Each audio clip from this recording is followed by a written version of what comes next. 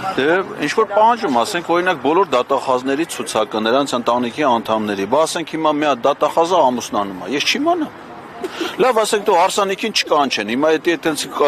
անհրաժեշտ չեմ համարում, այդտամ հարսանիքի մասնակցեմ, նվեր տանեմ, բայց ասենք գոնե ասեն, որ ես ինչ ամուսնացել է, այսուհետև ես ինչ է, ես մարդու է դատախազի կինն է, որ ես իմանամ այդ դատախազի կինն է, իմ խոսքի նկատմամբ, կամ ասենք թե հաջողությունալ մեկ երեխա է ունեն, բայց չիմանամ։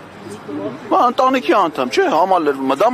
բջջային հեռախոսի համար տվել, ось օպերատիվ կարգով դրա մասին ինձ տեղեկացրեք, նաև շատ կարևոր է քննիչներին է։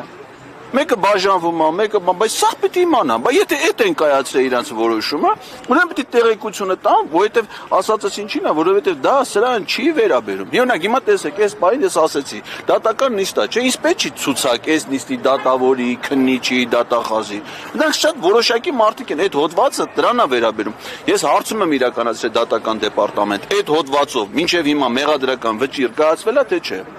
Ինձ մինչերս մոռացա դասեի դատան։ Մի վճիռ կա դատանում, դա վերաբերում է կոնկրետ դատավարությանը, կոնկրետ քննիչի վերաբերյալ ինչ որ մեկը տեղեկություններ է տա։ Այսինքն ազատ խոսքով, որ դու քննադատում ես արդեն սահմանադրական դատանի փաստացի կայացած եւ այս սահմանադրության բողոքարկման ոչ ենթակա անբեկանելի որոշումը, դրա վերաբերյալ կարծիք ես հայտնում։ Եվ այդ կարծիքում տալիս ես գնահատողական դատողություններ, համեմատություններ։ Դա ո՞նց կարա հանցանք համարվի առհասարակ։ Եսի ուղղակի խոսքի սահմանափակում է։ Խնդիրն այն է, որ այս դատավարության փուլում այս հարցերը չէին էլ կարող քննարկվել։ Եթե օրինակ նույնիսկ դատախազը բերեր մեղադրանք կոնկրետ հանրային տվյալ մեղադրողը հաստատ տեսման չի անի, բայց մենք ապահովագրված չենք, ասենք բերեի մեղադրանք ինչ որ սպանություն դնի, ինչ ասեմ, ինչ որ միջատ ճզմելը, ասում սպանությունն էր։ Մենք եկեք քննենք, տեսնենք սա սպանություններ թե չէ։ Դատարանը չի կարող դա չընդունել վարույթ։ Դատարանը պետք է ընդունի վարույթ,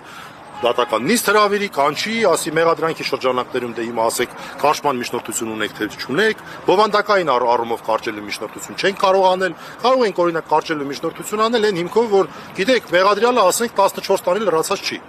օրինակ պայմանական, ձևական հիմքերով, կամ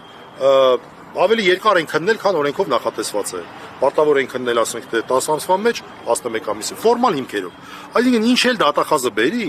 ինչ շատ ներողություն աբսուրդել է տեղ գրած լինի, դատարանը պարտավոր է ընդունել եւ քննել։ Այսօր դատական նիստի ժամանակ հանրային մեղադրողի մի ձևակերպում ներկայացրեց, որը կարող է ընկալվել, որ դատարանը տեղ որևէ ստուգողական գործառույթ ունի, չունի հարգելի քաղաքացիներ։ Ինչ էլ բերվի, եթե նույնիսկ դա աբսուրդային է, պետք է քննվի։ Մենք էլ պետք է այստեղ գանք եւ դատարանը հարցնի, ասի անուն ազգանուն, մենք ասենք անուն ազգանուն, ինչ դիրքորոշում ունեք ընդդատության հետ կապված, վերկանանք ասենք դիրքորոշում չունենք, կարճելու հետ կապված, վերկանանք ասենք դե ֆորմալ առումով բան կա կամ չկա։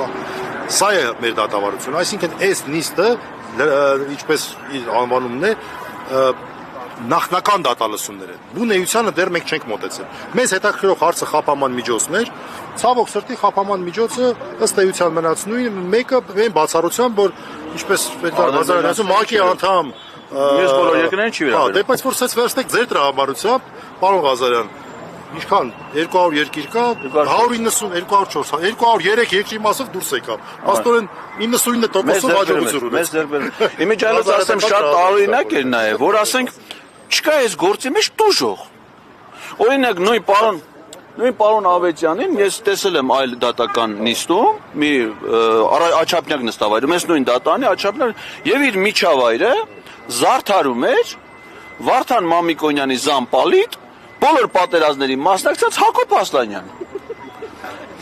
Նստած էր իր կողքը։ Հիմա ես ուզում եմ իմանամ, բայց մարդու տուժողներն ուր են։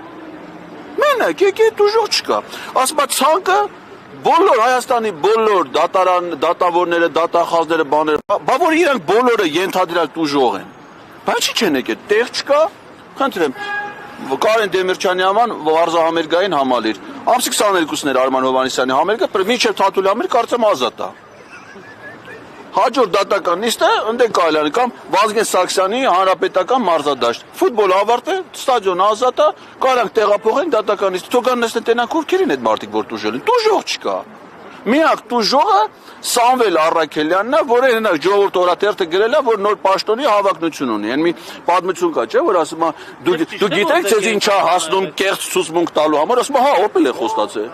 Հա։ Հիմա այդ անեկդոտի նման մի հատ պատմություն է ստացվում է։ Ինչքան հասկացանք ձեր ենթական է եղել, հա, երբ որ դուք աշխատել եք սահմանադրական դատարանում։ Այո, իմ կյանքում այտենց անհաջող պահեր եղել։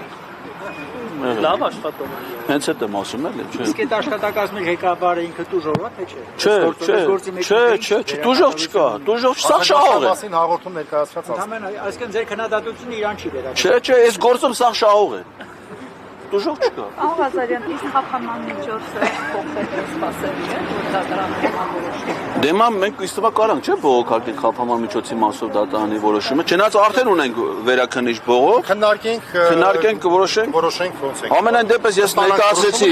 ես որևէ հիմնավորում ամենայն դեպս չունեի, թե ես ասենք ինչի պիտի հանրապետությունից չբացակայեմ կամ ամեն շաբաթ այցելեմ պրոբացիոն ծառայություն, չնայած որ ասեմ մինչև հիմա այցելությունների շատ դրական տպավորություն եմ, շատ նորմալ մարդիկ են միջայլոց, շատ լավ վերաբերմունքով, բայց ասենք ուրիշ առիթ լինի գնացած, բայց ասենք այս նպատակով սա անիմաստ եմ համարում։